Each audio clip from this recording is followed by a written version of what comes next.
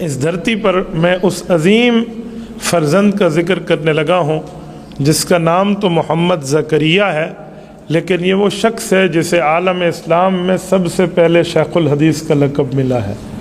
شیخ الحدیث مولانا محمد زکریہ کاندلوی رحمہ اللہ، یہ اس شخص کا نام ہے کہ اس سے پہلے اس دھرتی پہ کسی کو شیخ الحدیث نہیں کہا گیا۔ جیسے میں کہوں نا کہ حضرت عمر کو سب سے پہلے امیر المؤمنین کا لقب ملا ہے، حالانکہ ان سے پہلے حضرت ابو بکر ہیں، ان کو جانشین پیغمبر کا لقب تھا، لیکن امیر المؤمنین کا پہلا لقب حضرت عمر فاروق کو ملا، پھر حضرت عثمان، پھر حضرت علی، پھر حضرت معاویہ رضی اللہ عنہ، یوں سارے آتے چلے گئے، لیکن امیر المؤمنین کا پہلا لقب حضرت عمر پہ سجا ہے۔ اسی طرح ایک لقب ہے جسے کہتے ہیں امام اعظم۔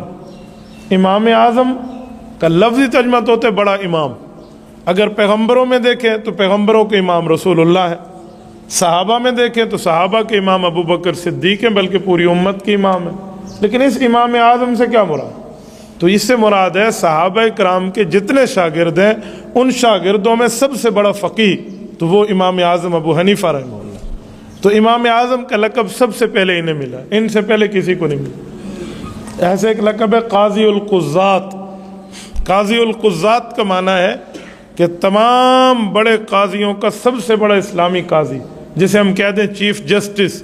یہ پہلا لقب امت میں یعقوب ابن ابراہیم امام قاضی ابو یوسف امام ابو حنیفہ رحمہ اللہ کے شاگرد کو ملا ہے۔ اس طرح مختلف القابات ہوتے ہیں جو کسی کسی کو ملتے ہیں، جیسے حکیم الامت کا لقب حضرت مولانا اشرف علی تھانوی رحمہ اللہ کے لیے، شیخ الہند کا لقب مولانا محمود حسن دیوبندی رحمہ اللہ کے لیے، شیخ العرب والعجم کا لقب مولانا سید حسین احمد مدنی رحمہ اللہ کے لیے، امام اہل سنت والجماعت کا لقب مولانا عبدالشکور لکھنوی رحمہ اللہ کے لیے، یہ اولیت میں ہے۔ ایسے حکیم الاسلام کا لقب مولانا قاری محمد طیب قاسمی رحمہ اللہ کو ہے۔ تو جو لقب شیخ الحدیث ہے نا، کہ جس نے حدیث پاک کی بزرگی تک خدمت کی ہے، وہ سب سے پہلے لقب مولانا محمد زکریہ کاندلوی رحمہ اللہ۔ مولانا زکریہ کاندلوی رحمہ اللہ یہ 1890 سے ایک سال پہلے 1889 سمجھ لیں، یہ 89 یہ اس میں پیدا ہوئے ہیں، اور 1982 میں ان کا انتقال ہے۔ یعنی ان کا انتقال چاند کے حساب سے تو 95 سال بنتا ہے، اور اگر ہمارا جنوری فروری کے حساب سے دیکھیں تو یہ کم از کم 92 سے 93 سال کے حضرت شیخ الحدیث رحمہ اللہ نے عمر پائی ہے۔ مولانا زکریہ رحمۃ اللہ علیہ فرزند ہیں مولانا محمد یحییٰ رحمہ اللہ کے۔ مولانا یحییٰ کاندلوی رحمہ اللہ بہت بڑے عالم ہیں، اور مولانا رشید احمد گنگوہی رحمۃ اللہ علیہ جتنی حدیث پاک کی خدمت کیا کرتے تھے، تو جتنی فتویٰ لکھوانے کی ترتیب رکھا کرتے تھے، وہ مولانا یحییٰ کاندلوی رحمہ اللہ کے حوالے تھا کہ یہ اس کو خود تحریر فرما کر امت کے حوالے کر دیتے تھے۔ اور مولانا یحییٰ کاندلوی خود اپنی ذات میں انتہائی پارسا، نیک، متقی، پرہیزگار، اور دین اسلام پر اپنے حوالے سے اتنے کاربند اور مضبوط تھے کہ ان کی مثالیں رہتی دنیا تک پیش ہوتی تھی۔ آپ اندازہ لگائیں کہ بیٹا ہے شیخ زکریہ، اب محمد زکریہ کو حفظ اپنے والد نے خود کرایا ہے، اپنے والد سے قرآن کریم حفظ کیا۔ مولانا زکریہ رحمہ اللہ فرماتے ابا جی مجھے کہتے تھے کہ بڑی آسان ترتیب ہے، یہ قرآن کریم کا ایک صفحہ تو نے یاد کرنا ہے، اسے 100 بار دہرا لے، بس تیری چھٹی ہے۔ تو جس صفحے کو 100 بار بچہ دہرا لے اسے کہاں بولتا ہے؟ تو روزانہ کی ترتیب پہ ایک صفحہ دیتے اور کہتے 100 بار دہرا لے۔ اس دہرانے پر جو ہے نا کیا کہتے ہیں، مجھے یاد ہو جاتا اور میں جلدی جلدی چھٹی کر کے چلا جاتا۔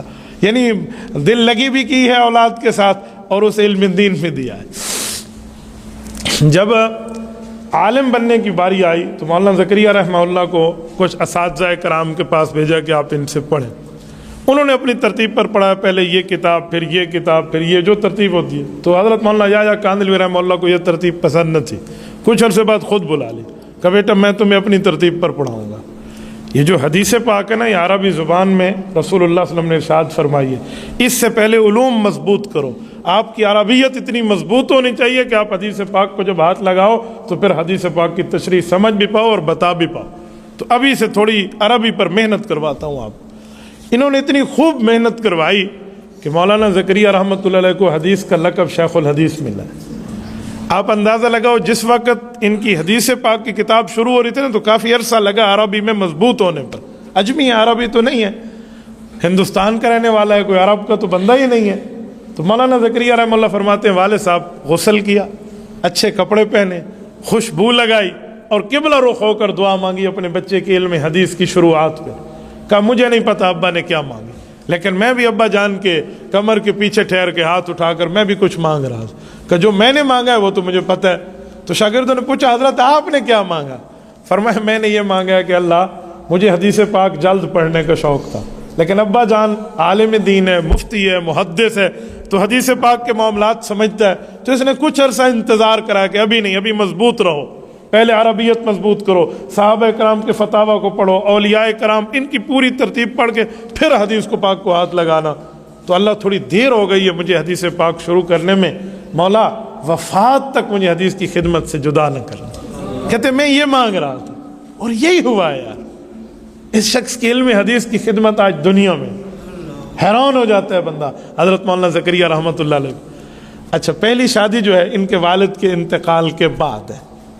والدہ مکرمہ بیمار رہتی تھی تو انہوں نے کہا بیٹا میں چاہتی ہوں تیرا ابا نہ دیکھ سکا تیری خوشی، میرے ہاتھوں کے سامنے تیری خوشی ہو جائے.